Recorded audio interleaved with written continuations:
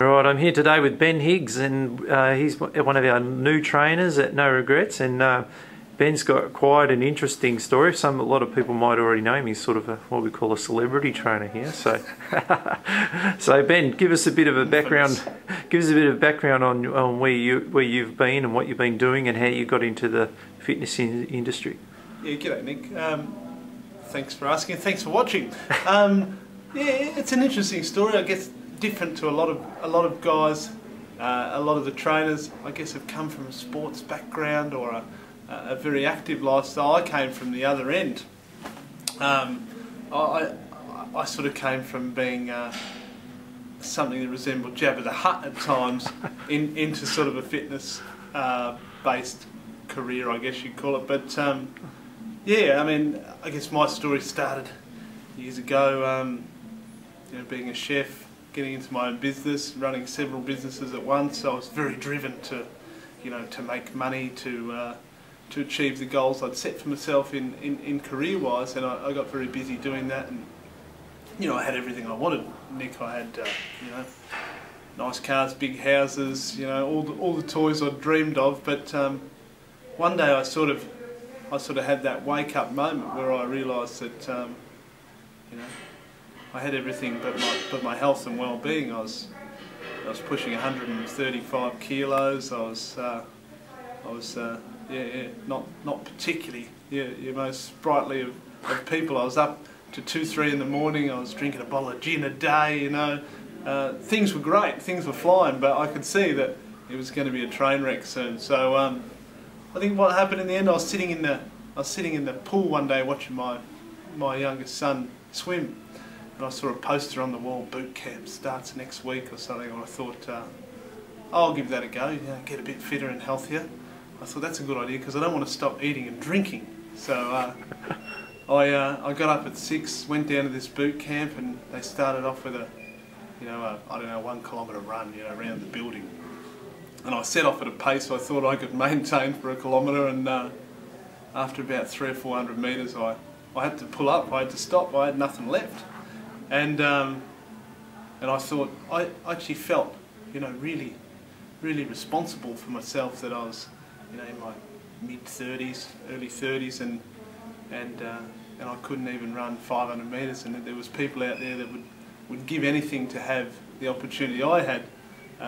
You know, being young, healthy, everything still worked, and I couldn't run around the block. So one thing led to another. One boot camp led to another boot camp. I made, you know, several changes to my diet, and you know, and drank less gin, less beer, less everything, and sort of changed that way. And then out of an interest in that field, I studied, you know, fitness as well, and then came down here with my good pals that I already had a connection with, and here I am, dressed in red at No Regrets. Yeah, it's a great story. Yeah. So that's the short version. That's the short version. It is the short version. So people who don't know that you own and run the Wild Oak restaurant up in Olinda. Yeah. So how long have you been in the restaurant game? Oh well, So I started my apprenticeship as a chef when I was about 16, so I left school to do that trade, and it's been a fantastic ride for me, in that I've been lucky enough to own 3 restaurants, and I've had the Wild Oak for, this is our 12th year. Yeah. We've started a cooking school, and we've enveloped that craze, and I've worked overseas quite a bit. Just returned from Bangkok and Hong Kong feature dinners, so yeah, it's really interesting. Food is such an interesting medium, and at the moment it's very popular, and it's it's lovely to share with people. Yeah, restauranting is interesting, and it's a lot of fun. Something I'm very humbled to have been able to succeed in. And it's a good way for you to sort of tie into the fitness training with your knowledge of food. Yeah, we feed them up on a Thursday, take it off on the Friday.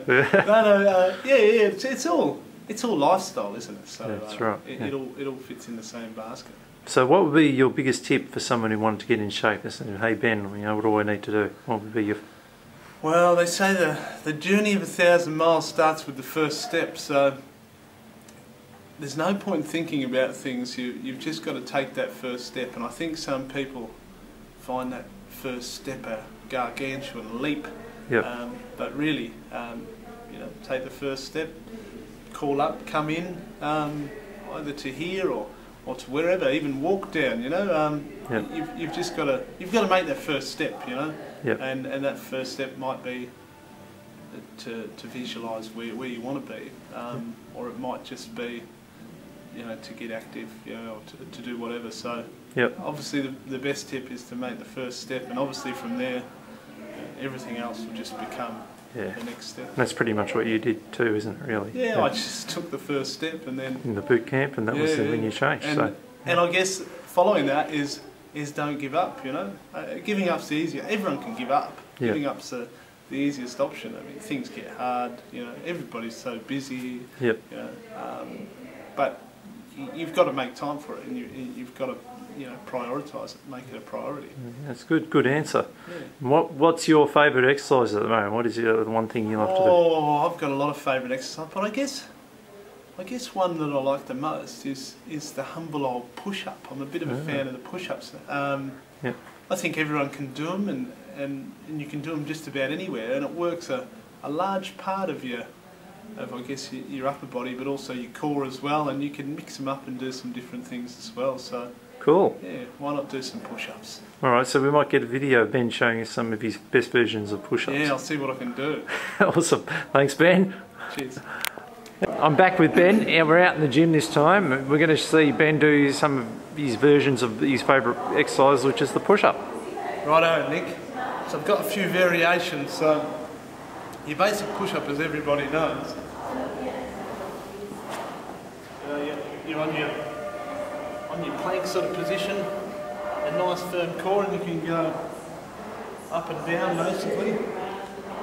And then you can also, if you can't quite get one out, you can go to your knees. A lot of people like to start there. But you can also take a leg off the ground to make it a little bit harder, more in your core.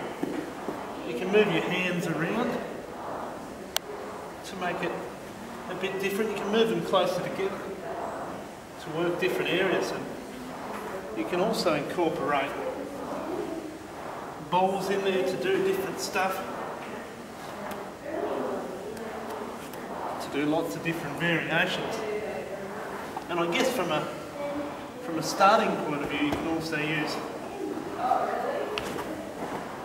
a big ball on there to do what we call shortening the lever, so you can make them easier for you to get. And if you hear it, no regrets, there's lots of toys lying around, and you can grab other bits of kit there, like a wobble board, to make it even harder on your working. So yeah, I'm a big fan of the humble push-up.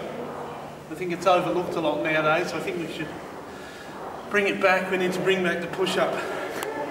So particularly Monday and Thursday mornings, group class are going to be doing a lot more push-ups, I think, Nick. Awesome. All right, well, thanks, Ben. That's really good. And you can see that why he loves the push-up, because there's so many different versions and variations of it, and it is a great exercise that trains everything. And there's a bit of a glimpse of Ben in the gym. So thanks, Ben, and we'll see you soon.